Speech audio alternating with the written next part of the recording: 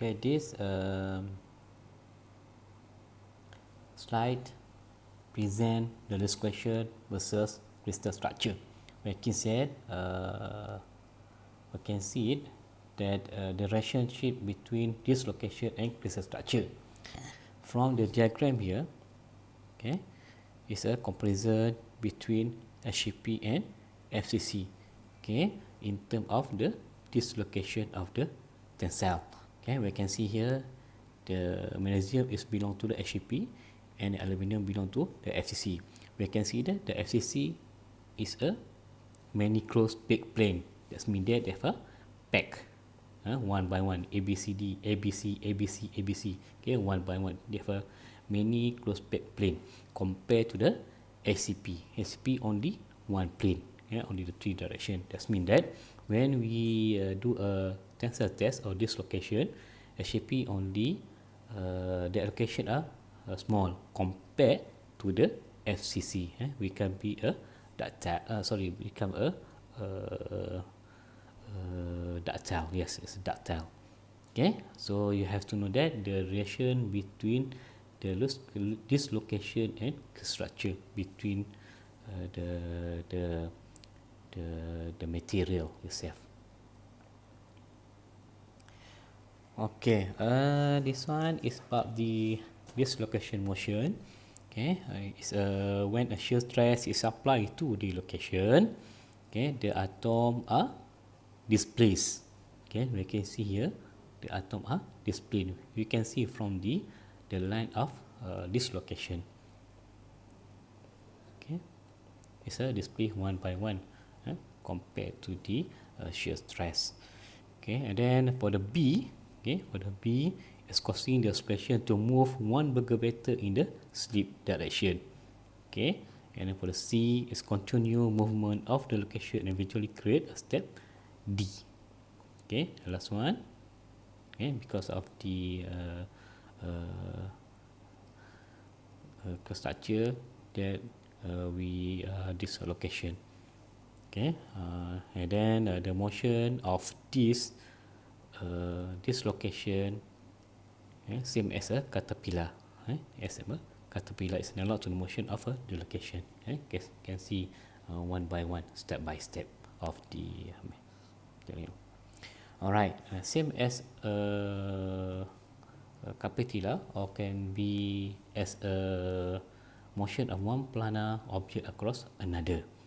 Okay, we can see for the A, okay, it's a pushing a wrinkle across the rod result in a net movement of the rod of the relatively little expenditure of energy, because at any given time only a very small amount of the rod is not in contact with the floor. Okay, and then the second intersection wrinkle prevent movement of the first by pinning it. Okay, just a pinning it. Okay, just a one of the dislocation motion concept. Okay, about the slips. Okay, we know that we have a slip in terms of the edge and also the screw. Okay, for the A1 is a edge dislocation. Okay, this one is a edge dislocation. Edge. Okay, we can see that because of the Berger vector. Where's the Berger vector? Okay, this is a Berger vector. There is a this must be a perpendicular of the Berger vector.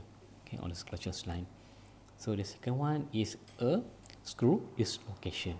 Okay, you can see that for the Berger vector must be a parallel. Okay, compare to this one is a perpendicular of the dislocation line. Okay, you have to remember it. And then for the additional info, we can see in the real micrograph and the real life of the materials. Okay, we can see have a figure 4.11 and figure 4.12. For the figure 4.11 is from the material of silicon carbide. Okay, each piece correspond to the intersection point of pure edge dislocation.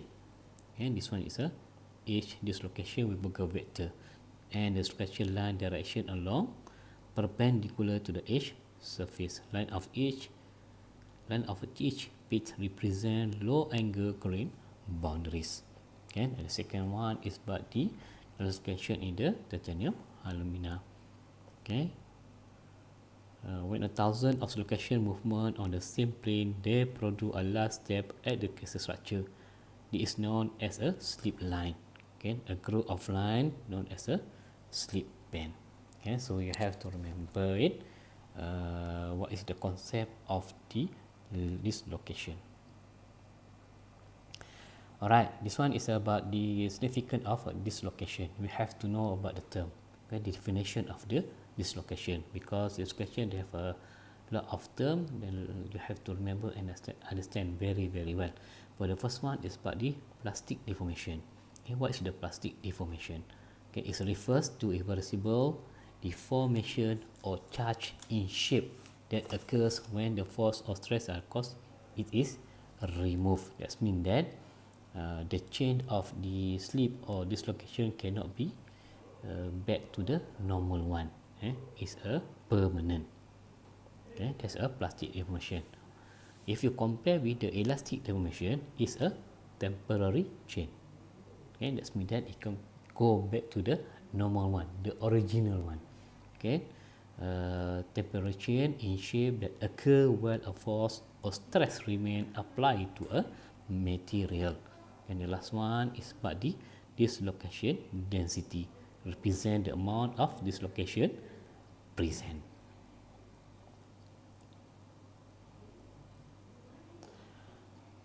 Alright.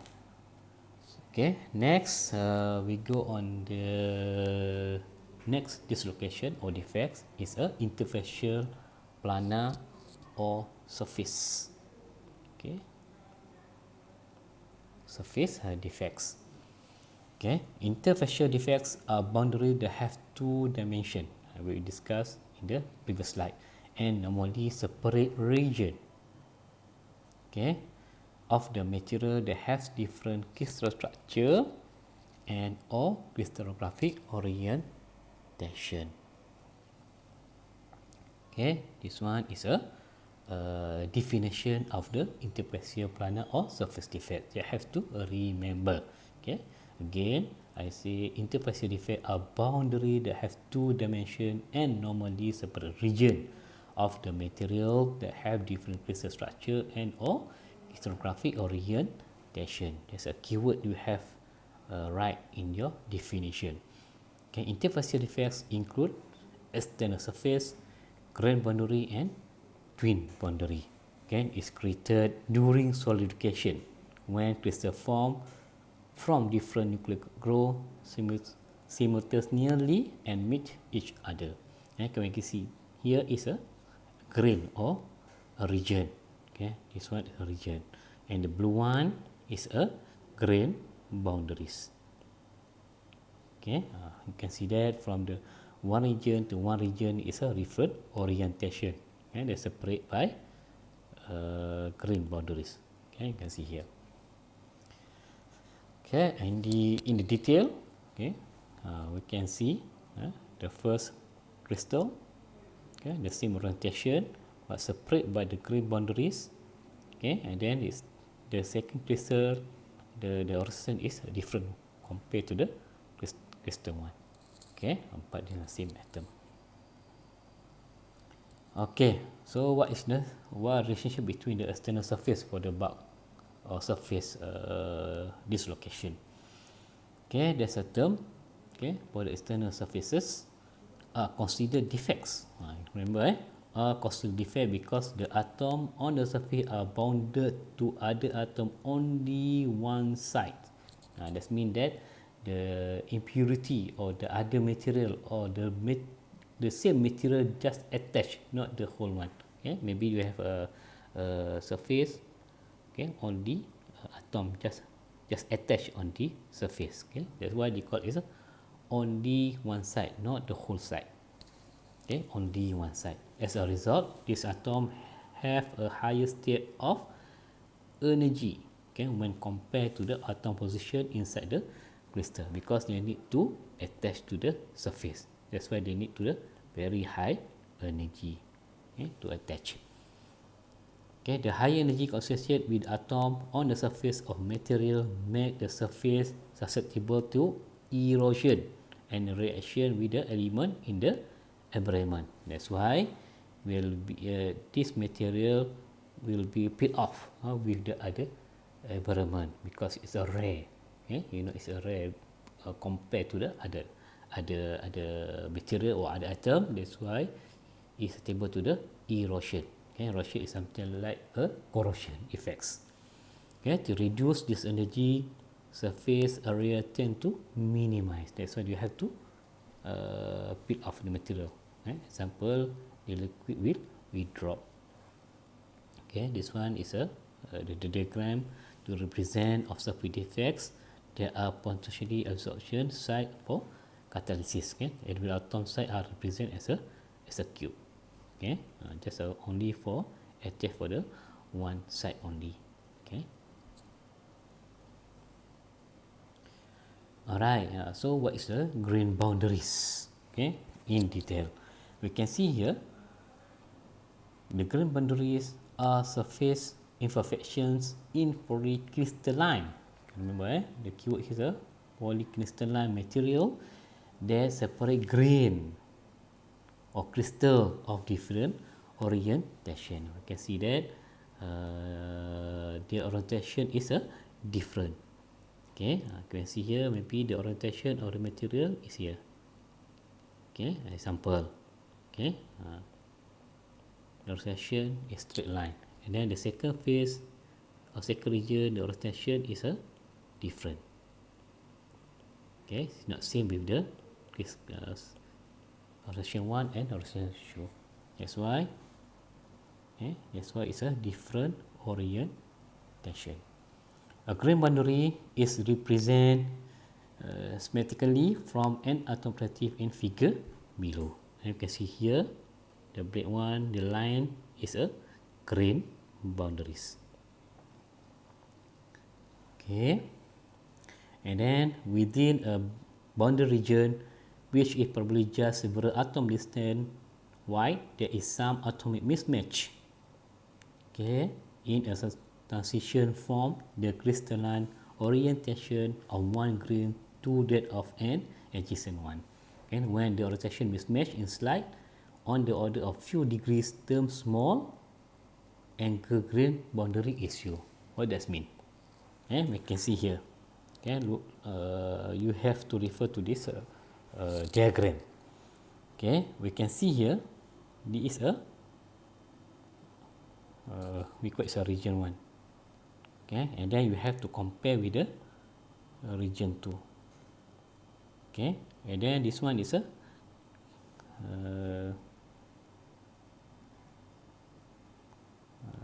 change the color first. Okay, you can see here is a grain boundaries. Okay, you just follow the orientation for the grain 1. Okay, and then the orientation for the grain 2. And okay, this one the orientation of the grain 1. Here the theta. If the theta is higher than for the first one, so that's mean we call it this one is a high angle. Okay, for this one, the orientation of the grain 2, okay, just orientation. Then this one is a grain boundary. Okay, we get a theta. This one is small angle. Right, that we call it is a small angle grain boundaries or high angle or grain boundaries. That's what that means. Okay, so you have to understand. Okay. Okay, this sorry.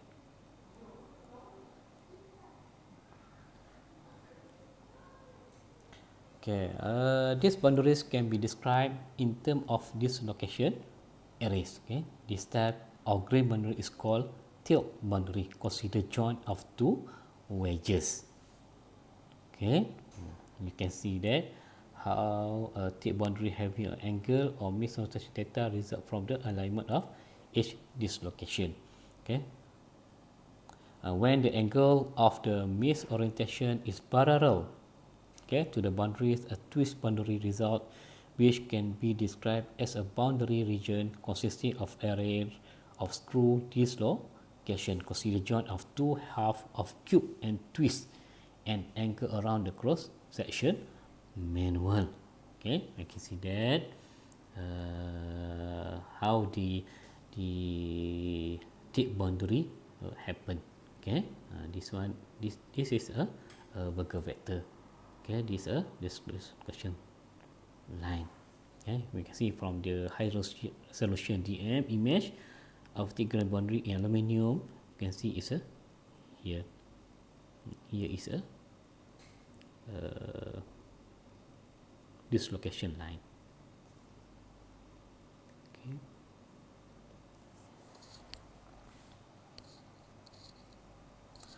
Okay, how about the twin boundaries? Okay, these are special types of a grain boundaries across which there is a specific mirror lattice symmetry. Okay, we call it like a mirror type, mirror light. Okay, just a mirror light. There is atom on one side of the boundary are located in mirror image position of the atom on the other side. Okay, the region of a material this boundary is appropriately termed twin. Okay, twin result from atomic placement. They are produced from applied mechanical shear force. Okay, and also during annealing heat treatment following the formation. Okay, you can see here it's a look like a mirror because a twin plane. Okay, same as this one, mirror light. Okay. So if you are draw a schematic to show a twin boundary, okay, and then we compare it with the traditional slip, we can see here, okay, this is the original one, the slip and direction because of the shear. Okay, and then you can see here is a slip one by one. It's compare with the twin. Okay, the twinning. Okay, so it's like it's a the area or the slit is the same as the twin. Okay, this is like of the twinning boundary. Okay, same as this one. Okay, we can see the micrograph here. Okay, the first one is a perfect crystal. The second one is a resulting of formation of a twin. Okay, it's a twin. Okay, and the C is twin between a grain of the brass, and then it's a domain of parametric tectonite. That means the domain structure occur in magnetic material. Okay, the domain structure is the same. Okay, that's called is a twin boundaries. And then for the another surface defects about the stacking faults. Okay, occur in the FCC method and represent an error in the stacking sequence across backplane. Okay, for an FCC method, an error in ABC packing sequence. Okay, that we call a stacking faults. Okay, we go to the last dislocation or defect in this material that we call a box or volume defects. I hope that you can compare it with the others imperfection or defects in terms of point, line and surface. Okay, you can make a similarity and the differences can make a comparison each other, because in the end of this chapter you should discuss and explain each of these defects. Okay, so we go to the last defects is a volume defects or box. It depends on the text. Sometimes we call it a box, sometimes we call it a volume defects. Okay, for the volume defects, it's a much larger and normally introduce processing and publication step. Okay, there are three types. Okay, there are three types. The first one is a pore, can greatly affect optical, thermal and mechanical properties. The second one is a cracks, can greatly affect mechanical properties. The last one is about foliage inclusion, can greatly affect electrical, mechanical and optical properties. This is an example of the material that we call melanin granule. Okay, they have some effects of this material. Okay, all these defects are capable of acting as stress raises. Okay, that means when the material have a stress, they have to remove it. If not, they will have some crack or the other things. Okay, then that's deleterious to parameter mechanical behavior. We decrease the property, mechanical property of the material. Okay, we can see here there's a pore one of the material because of steel. Okay, it's a void or pore. It depends on the terms. Okay. And then the thing is about the vibration that we call the atomic vibration because of the heats. Okay, and then from this vibration increase the temperature. Okay, and then melting occur when vibration are sufficient to rupture bonds. Yeah, that's a very important. And then the vibration frequency is about 10 power 13 Hz. Okay, then average atomic energy to the thermal excitation is ordered to the KT. The K is a Boltzmann constant and the absolute temperature is depend on this one. Okay, and then it's also it's depend on the material itself. So as a conclusion, okay, as a summary, so we are already discussed about the point, line, okay, point, line, okay, or area. Area is divided by 2 is a surface or volume. Okay, defect as in solid. Okay, the number and type of defects can be varied and controlled. Okay, and defect affects material properties, of course. Okay, and then defects may be desirable or undesirable. Okay, this location may be good or bad. Okay, depending on whether plastic machine is desirable or not. It depends. Sometimes we need that defects to increase our properties. Okay? Sometimes we need to decrease the property. It depends on the application of the material. So I hope that you understand about the language and concept of the material. Okay, in terms what is the alloy, what is the atomic vibration, what is Boltzmann constant, Berger vector, composition, dislocation, etc. Okay, you need understand this term carefully. Okay, I hope you can do it for yourself. Okay, so thank you very much.